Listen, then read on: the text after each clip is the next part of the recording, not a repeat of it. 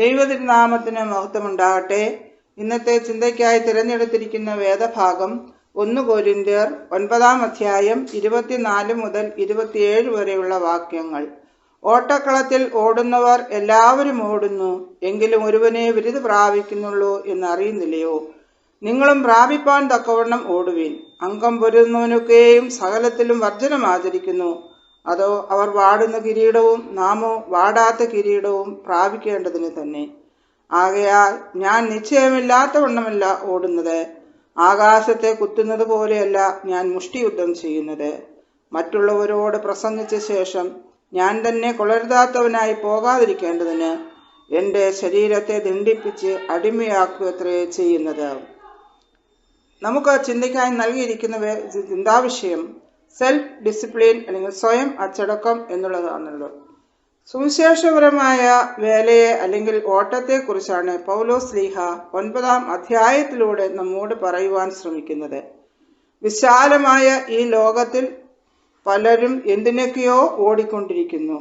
ലക്ഷ്യം തെറ്റി ഓടുന്ന പലരെയും രക്ഷയുടെ അനുഭവത്തിലൂടെ ഓടുവാൻ പ്രാപ്തരാക്കേണ്ടതിന് സ്വയം തന്നെ പരുവപ്പെടുത്തി തൻ്റെ മനസ്സിനെയും ശരീരത്തെയും പരുവപ്പെടുത്തി ഓടുന്ന പൗലോസ് ശ്ലീഹായെ നമുക്ക് കാണാൻ സാധിക്കുന്നു. 8 അധ്യായത്തിൽ വിഗ്രഹാർപ്പിതങ്ങളെക്കുറിച്ച് പറയുന്നുണ്ട്. കൊരിന്ത്യ സഭയോടും അതുതന്നെയാണ് പറയുവാൻ ശ്രമിക്കുന്നത്.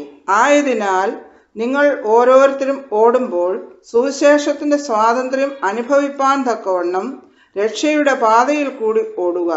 എങ്കിൽ മാത്രമേ നമുക്ക് ലക്ഷ്യത്തിലെത്തുവാൻ സാധിക്കുകയുള്ളൂ. ഈ നോമ്പിന്റെ കാലഘട്ടത്തിൽ ഒരു വ്യക്തി എന്ന നിലയിൽ എങ്ങനെയാണ് നാം ഓടേണ്ടുന്നത്? എന്തിനു വേണ്ടിയാണ് ഓടേണ്ടുന്നത്? ഒന്നാമതായി, ഓട്ടക്കളത്തിൽ ഓടുന്നവർ എല്ലാവരും ഓടുന്നുവെങ്കിലും ഒരുവനെ വിരുത് പ്രാപിക്കുന്നുള്ളൂ എന്നറിയുന്നില്ലയോ? നിങ്ങളും പ്രാപിപ്പാൻ തക്കവണ്ണം ഓടുവിൻ. വിശാലമായ ഈ ലോകത്തിലൂടെ എന്തിനൊക്കെയോ വേണ്ടി ഓടുമ്പോൾ നാം ഓരോരുത്തരും ഓടേണ്ടത് രക്ഷയുടെ അനുഭവത്തിലൂടെ ഓടുവാൻ ശ്രമിക്കുക. എങ്കിൽ മാത്രമേ നമുക്ക് വിരുത് പ്രാപിക്കുവാൻ സാധിക്കുകയുള്ളൂ. രണ്ടാമതായി, അംഗം പൊരുതുന്നവനൊക്കെയും സകലത്തിലും വർജനം ആചരിക്കുന്നു. അതോ അവർ വാടുന്ന കിരീടവും നാമോ വാടാത്ത കിരീടവും പ്രാപിക്കേണ്ടതിന് തന്നെ. അംഗം പൊരുതുന്ന വ്യക്തി തൻ്റെ അംഗം വിജയിക്കുന്നതിന് പലതും ഉപേക്ഷിക്കുന്നു. അവൻ താൽക്കാലികമായ വിജയത്തിനു വേണ്ടിയാണ് പലതും ഉപേക്ഷിക്കുന്നത്. എന്നാൽ നമ്മൾ ഓടുമ്പോൾ സ്വാർത്ഥതയ്ക്ക് വേണ്ടി ഓടരുത്. നമ്മുടെ ശരീരത്തെയും മനസ്സിനെയും പരുവപ്പെടുത്തി ഉപേക്ഷിക്കേണ്ടതിനെ ഉപേക്ഷിപ്പാനും തള്ളിക്കളയേണ്ടതിനെ തള്ളിക്കളയുവാനും സാധിക്കണം. സുവിശേഷത്തിന്റെ സ്വാതന്ത്ര്യം എല്ലാവർക്കും ലഭിപ്പാൻ തക്കവണ്ണം മറ്റുള്ളവരെ ചേർത്ത് പിടിച്ച് സ്വാർത്ഥതയില്ലാതെ ഓടുവാൻ ശ്രമിക്കണം. എങ്കിൽ മാത്രമേ വാടാത്ത കിരീടം പ്രാപിക്കുവാൻ സാധിക്കുകയുള്ളൂ. മൂന്നാമതായി പറയുന്നു, ആകയാൽ ഞാൻ നിശ്ചയമില്ലാത്തവണ്ണമല്ല ഓടുന്നത്, ആകാശത്തെ കുത്തുന്നത് പോലെയല്ല ഞാൻ മുഷ്ടിയുദ്ധം ചെയ്യുന്നത്. വിശാലമായ ആകാശത്തിൽ കൈകൾ ഉയർത്തി നമുക്ക് ഒരു ലക്ഷ്യം കണ്ടെത്തുവാൻ സാധിക്കുകയില്ല. അതുപോലെയാണ് വിശാലമായ ഈ ലോകത്തിലൂടെ ഓടുമ്പോൾ നാം എന്തിനു വേണ്ടി ഓടുന്നു, ആർക്കു വേണ്ടി ഓടുന്നു? ഒരു കൃത്യതയും ശാശ്വതവുമായ ലക്ഷ്യത്തിൽ ഉണ്ടായിരിക്കണം.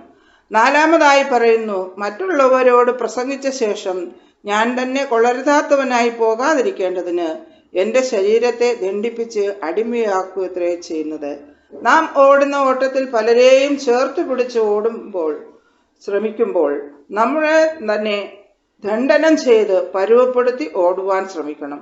കഷ്ടതകളും ഭാരങ്ങളും പ്രയാസങ്ങളും രോഗങ്ങളും ദുഃഖങ്ങളും ഒക്കെ ഉണ്ടാകാം. അതൊക്കെ അതിൽ പതറിപ്പോകാതെ പിന്തിരിഞ്ഞു നിൽക്കാതെ ജീവിതാവസാനം വരെ ഓടുവാൻ ശ്രമിക്കണം. ഈ നോമ്പിലൂടെ സ്വയം അച്ചടക്കത്തോടുകൂടി രക്ഷയുടെ അനുഭവത്തിലൂടെ മറ്റുള്ളവരെയും സ്വാർത്ഥതയില്ലാതെ കൂട്ടിച്ചേർത്തുകൊണ്ട് ലക്ഷ്യപ്രാപ്തിയിലേക്ക് ഓടുവാൻ നമുക്ക് ഓരോരുത്തർക്കും ശ്രമിക്കാം. അതിനായി നമ്മെ തന്നെ രൂപപ്പെടുത്തി മറ്റുള്ളവർക്ക് മാതൃകയായി തീരാം.